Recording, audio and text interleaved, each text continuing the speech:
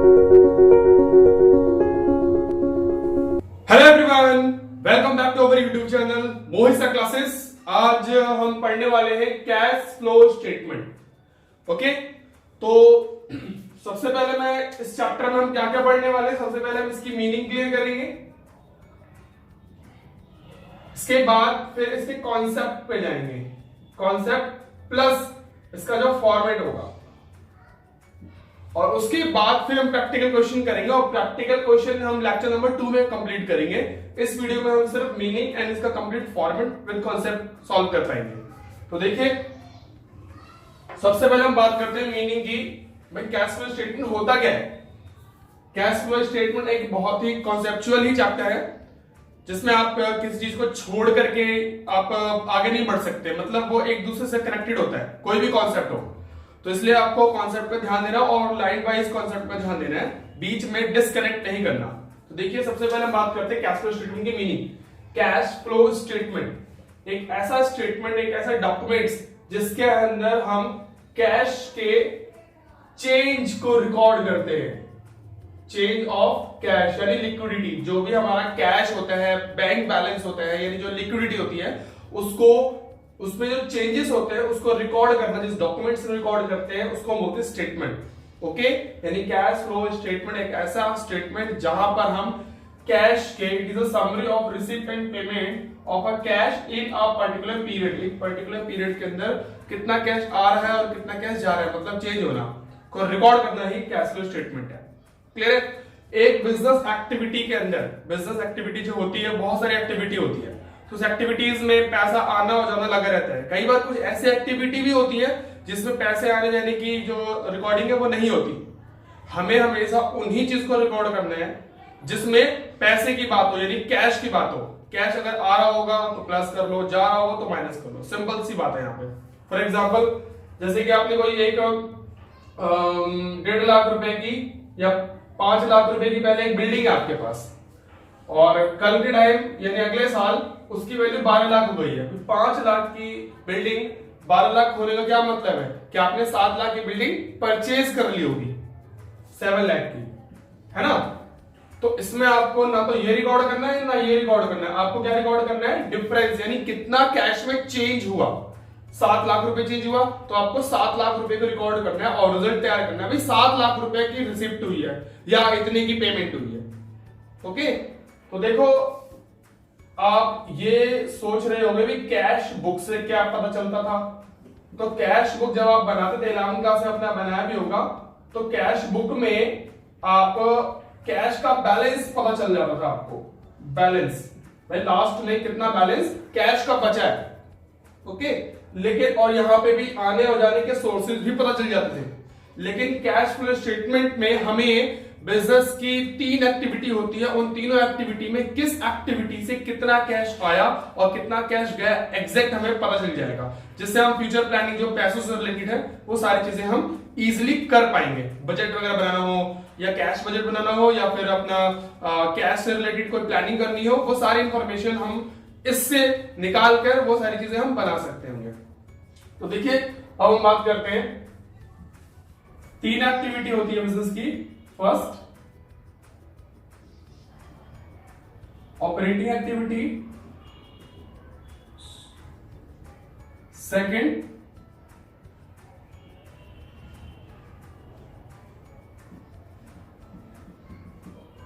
Investing activity. Third,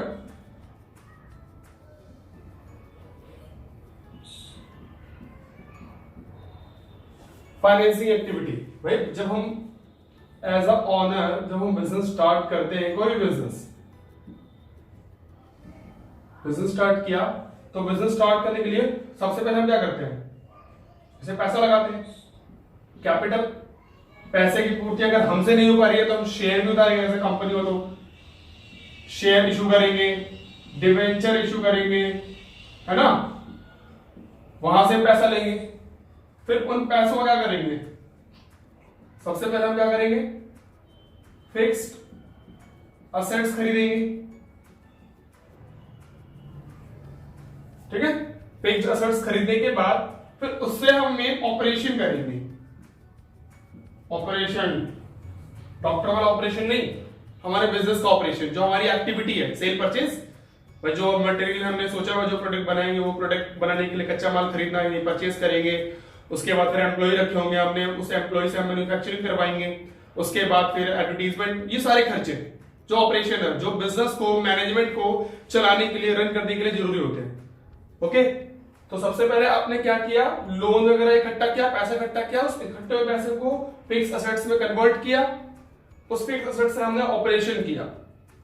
तो यहाँ पे ये तीनों एक्टिविटी उसी कैटेगरी में डिवाइड की गई है। सबसे पहले मैं फाइनेंसिंग एक्टिविटी की बात करता हूं, समझाने के तरीके से थोड़ा अपोजिट चल रहा हूं। फाइनेंसिंग एक्टिविटी जहां पे आप लोन से रिलेटेड आप इकट्ठे जो चीजों को इकट्ठा करते हो, जैसे कि शेयर डिवेंचर,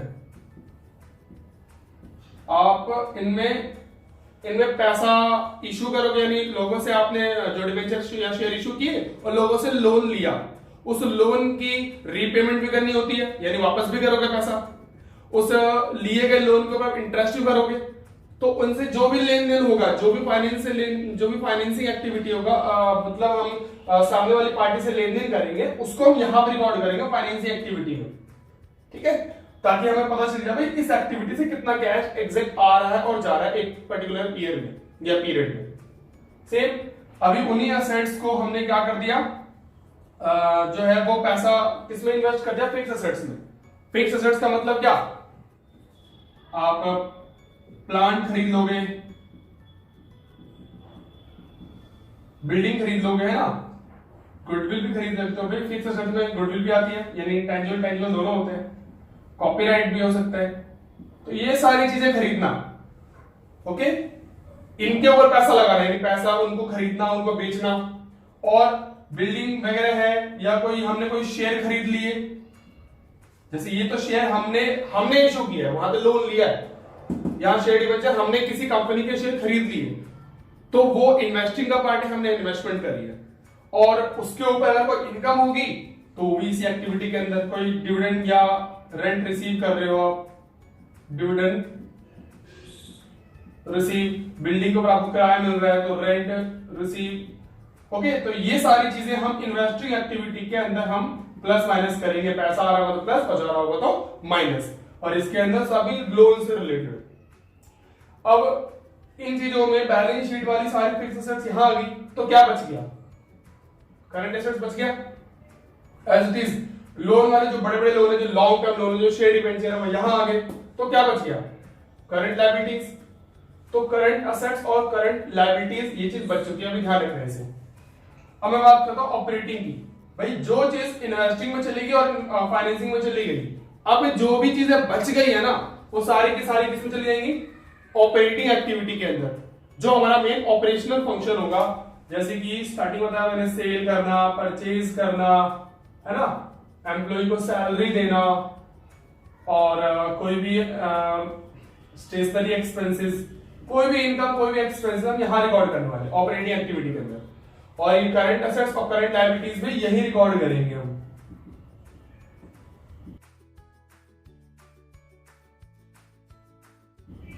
ऐसा क्यों भाई, करंट लायबिलिटीज में क्या होती है, क्रेडिटर्स, आउटस्टैंडिंग। तो क्रेडिटर कैसे बनते हैं, क्रेडिटर तब बनते हैं जब हम उधार माल खरीदते हैं, तो माल का खरीदना बेचना तो ऑपरेशन ही तो है मेन, इसलिए इससे रिलेटेड जो चीजें होंगी वो सब ऑपरेटिंग में होंगी। As it is current assets में आता है डेटर्स, स्टॉक। डेटर कैसे बनते हैं, जब हम कस्टमर को उधार माल बेचते हैं, बेचना खरीदना फिर से ऑपरेशन, तो इसलिए करंट एसेट्स की सारी चीजें भी यहां आएंगी। तो पहले आपको मैंने क्लासिफाई बता दिया भी कौन सी चीज कहां आएगी। यहां पे मेन ऑपरेशन, जो नॉर्मली एक तरीके से देखा जाए कि सारी चीजें कहां मिलती है आपको, सारे खर्चे, सेल परचेस कहां मिलता है आपको, पी&एल। तो ऑपरेटिंग जो है, ऑपरेटिंग जो सारी चीजें हम कहां से मिलेगी, पी&एल से। और यहां पे हम ऑपरेशनल वर्क वाले सारे एक्सपेंसेस और इनकम लिखेंगे, और फिर प्लस माइनस करके लास्ट में रिजल्ट निकाल देंगे। जो भी आंसर आएगा जी, इतना कैश इस एक्टिविटी से मिल रहा है। अगर नेगेटिव हो तो इस एक्टिविटी इतना पैसा एग्जैक्ट गया। ओके, और इन्वेस्टिंग एक्टिविटी के अंदर जो भी हमारे फिक्स असेट से लेन देन हो रहे हैं, कैश आ रहा है, जा रहा है, को रिकॉर्ड करके लास्ट में आप पता लगाओगे। ठीक है, मैं कॉलम इन्वेस्टिंग एक्टिविटी से कितने रुपए या कैश आए या गए, अगर नेगेटिव आ गए तो गए, एज इट इज फाइनेंसिंग। भाई लोन से हम लोन ले रहे हैं या लोन वापस कर रहे हैं, उनका इंटरेस्ट भर रहे हैं, तो उससे रिलेटेड जो है वो कितना पैसा आया हो गया वो यहां पर दिया जाएगा।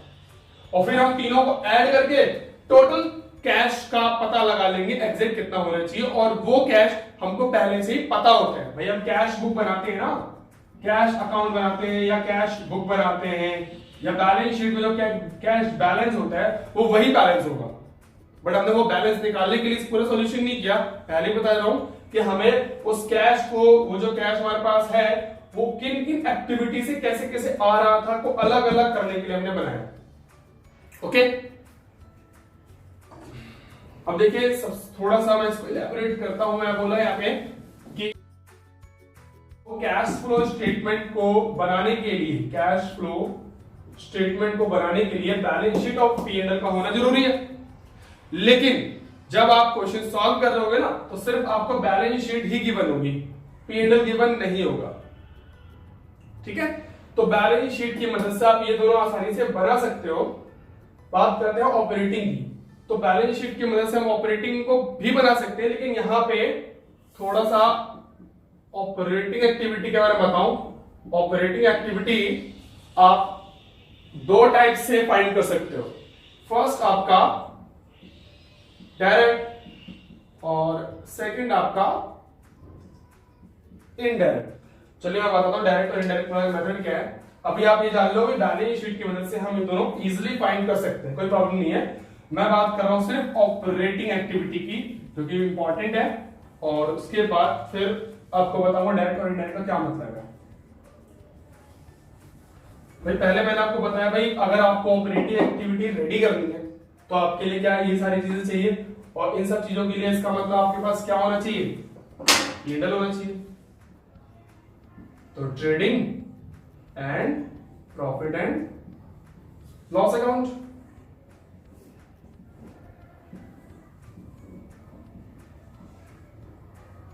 सेल सपोज 50,000, परचेज या कोई भी एक्सपेंसेस सपोज 10,000, तो आपका जीपी आएगा कितना 40,000। ठीक है, P&L ट्रेडिंग तो आपको थोड़ा सा पता होना चाहिए ताकि ये जो कॉन्सेप्ट है मैं आपको समझा सकूं इजिली। इस जीपी को आप यहां ट्रांसफर करोगे 40,000। उसके बाद फिर आप डायरेक्ट एक्सपेंसेस लोगे, सॉरी इनडायरेक्ट, सैलरी, डेप्रिसिएशन,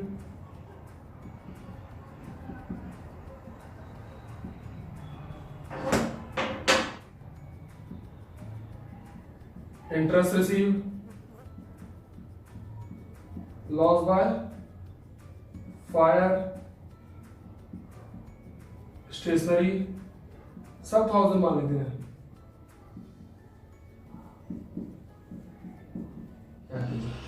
और नेट प्रॉफिट कितना हमारा 35,000। तो देखिए ऑपरेटिंग एक्टिविटी को मैं डायरेक्ट वाले तरीके सॉल्व करके बता रहा हूं।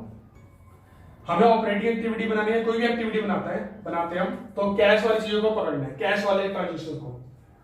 सेल, भाई सेल करने से क्या आएगा, पैसा आएगा, बिल्कुल। खर्चा, तो पैसा गया। सैलरी, इससे भी पैसा गया। डेप्रिसिएशन, क्या डेप्रिसिएशन में कैश जाता है आपका, नहीं जाता। ये फिक्स असेट्स के ऊपर एक जो जिससे हम यूज करते हैं उसके वजह से डैप लगता होता है, लेकिन कैश कहीं नहीं जा रहा होता। तो ये नॉन कैश है, ये हम नहीं लेंगे। मैंने आपको शुरू में बता दिया कैश वाली चीजों को लेना है, आना और जाना। इंटरेस्ट पे, आपने इंटरेस्ट पे किया होगा और कैश गया भी होगा, लेकिन इंटरेस्ट पे करना क्या ऑपरेटिंग का पार्ट है, नहीं है। इंटरेस्ट पे करना किसका पार्ट है, फाइनेंसिंग का। क्योंकि फाइनेंसिंग के अंदर मैंने आपको बताया लोन से रिलेटेड जो भी ट्रांजेक्शन होती है, लोन को लिया, हमने लोन लिया, उसके ऊपर लोन के ऊपर हम पेमेंट करेंगे, इंटरेस्ट का पेमेंट करेंगे, तो फाइनेंसिंग में जाना चाहिए। तो इसको भी नहीं लेना। हम क्या बना रहे हैं, ऑपरेटिंग एक्टिविटी, जो नहीं लेना। लॉस बाय फायर, आग लगना, आग लगने की वजह से नुकसान होना, ये कैश में तो नुकसान नहीं है ना, कैश में तो आग नहीं लगी, तो इसको भी नहीं लेंगे। स्टेशनरी, स्टेशनरी तो हमने पे किया होगा।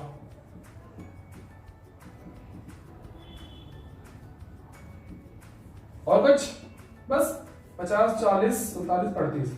हमारा कैश वाला कितना प्रॉफिट आ गया? 38। ये प्रॉफिट है बट कैश वाला प्रॉफिट है। ये प्रॉफिट क्या था? Cash not in cash mix था इसके अंदर। तो ये गलत नहीं है, ये सही है, लेकिन हमें तो ऑपरेटिंग एक्टिविटी के थ्रू कैश वाला प्रॉफिट जानना था, जो ये है डायरेक्ट मेथड से। अब हम इनडायरेक्ट वाले तरीके सॉल्व करेंगे। तो इनडायरेक्ट में क्या होता है? देखो डायरेक्ट में मैंने स्टार्ट किया वहां से, अब इनडायरेक्ट में रिवर्स स्टार्ट करेंगे। रिवर्स नेट प्रॉफिट से। कितना नेट प्रॉफिट? 35,000। अब हमें क्या करना है? चेक करना है। यहां पे मैंने कैश वाली चीजों को पकड़ा था, अभी नॉट कैश वाले को पकड़ना है, जिसमें इसमें कैश नहीं गए। रिवर्स इनडायरेक्ट में रिवर्स होता है सारा। ये वाला अभी 1000 रुपए ऐड कर दिया टैप को, ठीक है, जो नहीं लेना चाहिए था, मतलब ऑलरेडी लेस है तो नहीं, 44 में से इन सबको लेस ही तो किया मैंने, तभी तो प्रॉफिट आया। तो अब हम इसको क्या कर देंगे? Plus as it is interest paid कहां होना चाहिए? फाइनेंसिंग में, लेकिन ये आ तो गया इसमें, नेट प्रॉफिट में ऑलरेडी इंक्लूड हो गया, इसको हटा देंगे, ठीक है। ये ऑलरेडी माइनस है, इसको हटाने के लिए प्लस करना है हमें। 1000 रुपए ये भी प्लस करेंगे। लॉस बाय फायर ये भी नॉट कैश था, ये प्लस करेंगे। बस कहां तक पहुंच गया? 38,000 तक। तो देखो पहले वाला और अभी वाला तरीका कैसे कर लो, आंसर आपका सेम ही आएगा। लेकिन आप ये मत समझना कि यह आसान है, इसमें इजी चीजें, बहुत कम चीजें, इसमें ज्यादा चीजें होंगी, ओके। क्योंकि जब हम क्वेश्चन सॉल्व कर रहे होंगे ना, तो आपको बैलेंस शीट पता होगी, बैलेंस शीट गिवन होगी। और अगर मुझे डायरेक्ट वाला तरीका सॉल्व करना है तो मुझे पीएनएल का होना चाहिए। भाई ये सारी चीजें कहां से आ रही है? पीएनएल से आती है। तो पीएनएल आपके पास होगा ही नहीं, इसलिए हमें इनडायरेक्ट वाले तरीके से ही सॉल्व करना पड़ेगा, और आपके सिलेबस में भी यही पार्ट है, ओके। एक चीज और, सपोज हो सकता है आपके पास कोई इंटरेस्ट रिसीव है, इंटरेस्ट रिसीव। अब सोच रहे इंटरेस्ट रिसीव कहां जाएगा? हमने किसी को पैसा दिया होगा, यानी इन्वेस्ट की होगी, उस इन्वेस्टमेंट पे आपको इंटरेस्ट मिलेगा, तो वो सारी चीजें इन्वेस्टिंग एक्टिविटी का पार्ट है, तो ये भी इन्वेस्टिंग एक्टिविटी का पार्ट है। तो जब हम ऑपरेटिंग एक्टिविटी बना रहे होंगे इनडायरेक्ट वाले तरीके से, तो ये चीजें प्लस हो गई होंगी, भाई प्रॉफिट में ये चीजें इसमें प्लस होकर के यहाँ पे आ गया होगा, तो प्रॉफिट आपका बढ़ गया होगा। जबकि चीजें कहां का पार्ट है? इन्वेस्टिंग एक्टिविटी का पार्ट है, तो अभी हटाना पड़ेगा। तो इसको हम क्या करते? माइनस, यानी इंटरेस्ट रिसीव को माइनस करते। तो एक्चुअल में यहाँ पे क्या बन रहा है? जो एक्सपेंसेस हैं वो तो उल्टे हो रहे हैं, प्लस हो रहे, तो जो इनकम है वो माइनस, और फिर प्लस माइनस करके आपके इनडायरेक्ट वाले तरीके से आप अपने कैश वाले प्रॉफिट तक पहुंच जाओगे। क्लियर? ओके, उम्मीद करता हूं कि सारे कॉन्सेप्ट आपको क्लियर हो गए हो। अब हम बात करते हैं इससे कंप्लीट फॉर्मेट की, जिसके बिहाफ पे हम इजीली क्वेश्चन को सॉल्व कर पाएंगे। ठीक है, अब हम इसके फॉर्मेट की बात करते हैं। फॉर्मेट मैंने पूरा कंप्लीट कर लिया है इनडायरेक्ट तरीके से। अब डायरेक्ट को भूल जाओ कि डायरेक्ट वाला तरीका कोई है, क्योंकि आपको पता ही आपके एग्जाम पर्पस से आपको इनडायरेक्ट वाला तरीके सॉल्व करना है। तो इनडायरेक्ट वाले तरीके से मैंने आपको बताया था, सबसे पहले आप प्रॉफिट लोगे, ओके। उस प्रॉफिट के अंदर आपको क्या क्या ऐड करनी है? कुछ एग्जांपल दिए, जैसे मैंने फॉर्मेट में डेप्रिसिएशन भी नॉन कैश होता है, अमोर्टाइजेशन भी नॉन कैश होता है। डेप्रिसिएशन तो टेंजिबल एसेट्स पे लगाते हैं, और अमोर्टाइजेशन इनटेंजिबल, जैसे कॉपीराइट, ट्रेडमार्क, तो ये भी एक तरीके, ये भी नॉन कैश होता है, इसलिए इसको भी ऐड कर रहे हैं।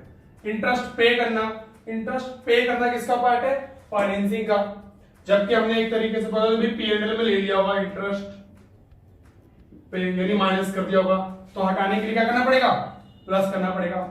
एनी रिटर्न ऑफ, कुछ भी रिटर्न ऑफ हो गए क्वेश्चन के अंदर, फॉर एग्जांपल आपने वो खर्चा पहले कर लिया हो और वो एक्सपेंसेस आज रिटर्न ऑफ कर रहे हो, जैसे कि आपने एडवर्टीजमेंट रिटर्न ऑफ किया हो, या फिर आपने कोई लॉस बाय फायर जो बहुत बड़ा हो गया उसको रिटर्न ऑफ कर रहा हो, तो ये सारी चीजें ऑलरेडी क्या हो चुकी है? माइनस, लेकिन वो कैश में नहीं हुई है, इसलिए इसको क्या करेंगे?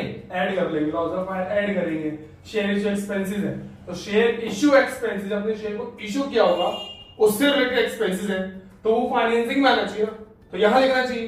तो इसलिए वो यहां पे आ गया, वो कहां आ गया? पीएनएल में।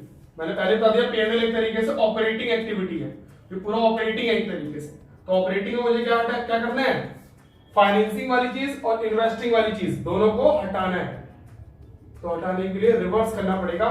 लॉस बाय या शेयर्स टू एक्सपेंसेस हमने क्या कर रखा होगा माइनस, तो क्या कर देंगे यहाँ पर प्लस। तो ऐसे कुछ चीजें प्लस हो रही है, कुछ चीजें minus. Interest receive, rent receive, जो भी अदर इनकम होती है, जो अदर इनकम होती है वो हमने इन्वेस्टमेंट करी होगी भाई, कोई भी टेंजिबल एसेट हमने परचेज की होगी जैसे बिल्डिंग वगैरह, तो खरीदेंगे तो उसके ऊपर किराया मिलेगा, या फिर कोई हमने शेयर परचेज कर लिया होगा उसके ऊपर हमें इंटरेस्ट या डिविडेंड मिलेगा, तो वो सारी इनकम यहां रिकॉर्ड होनी चाहिए, लेकिन वो कहां चली गई होंगी ऑपरेटिंग में, एक तरीके से पीएनएल में, यानी क्रेडिट साइड। तो प्लस होंगी यहाँ पे, जो भी इनकम होती है सारी क्या होती है प्लस होती है।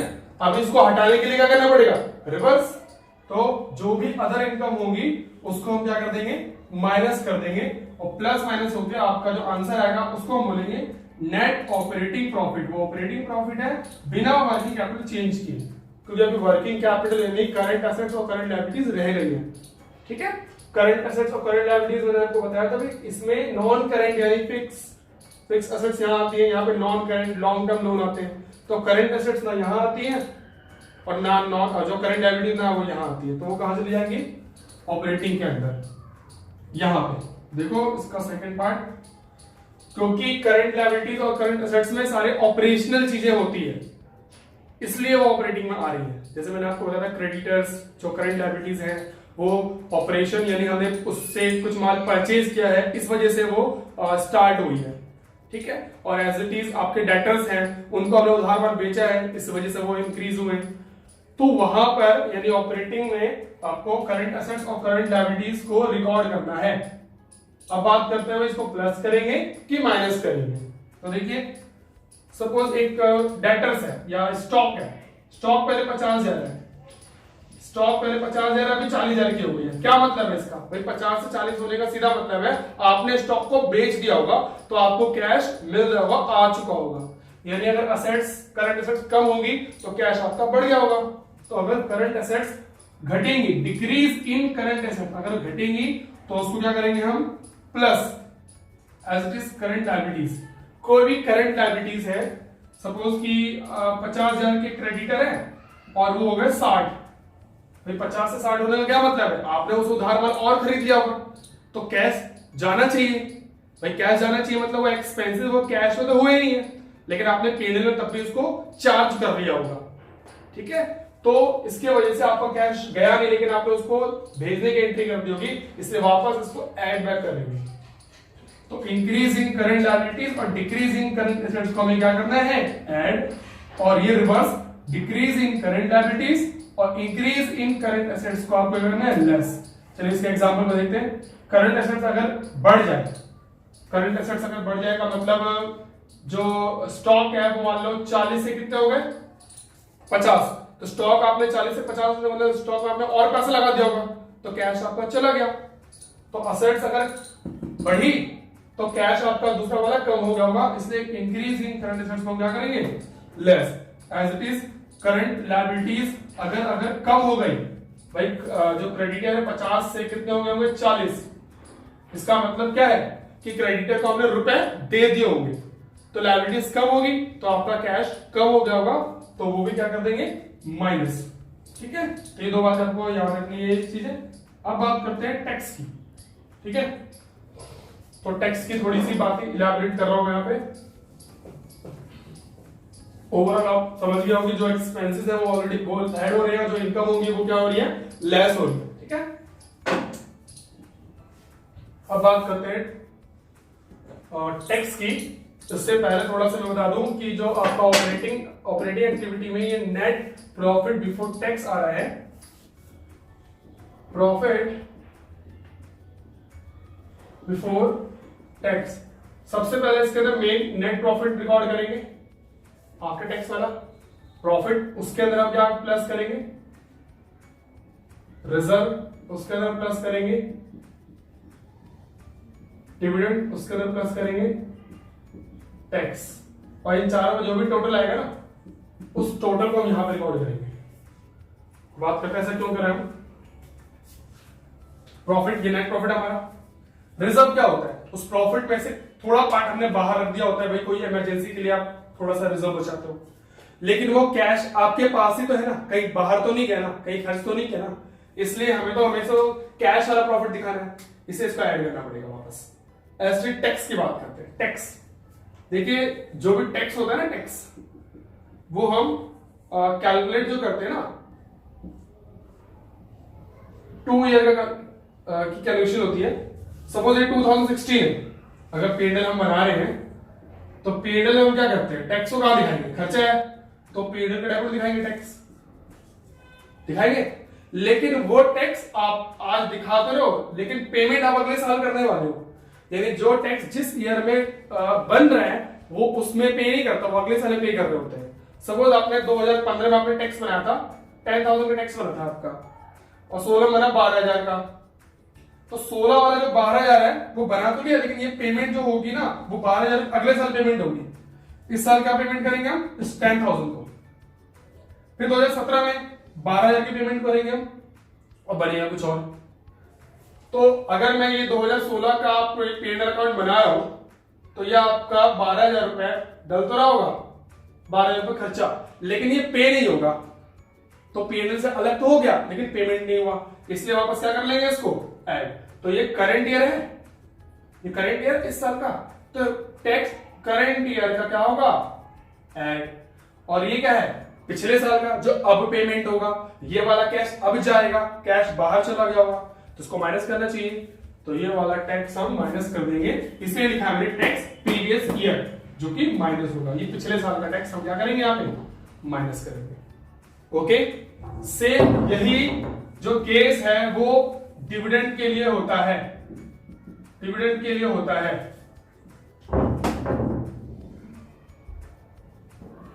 करंट ईयर और प्रीवियस ईयर। करंट ईयर में जो आप टैक्स, जो डिविडेंड बनाते हो वो अगले साल पे करते हो।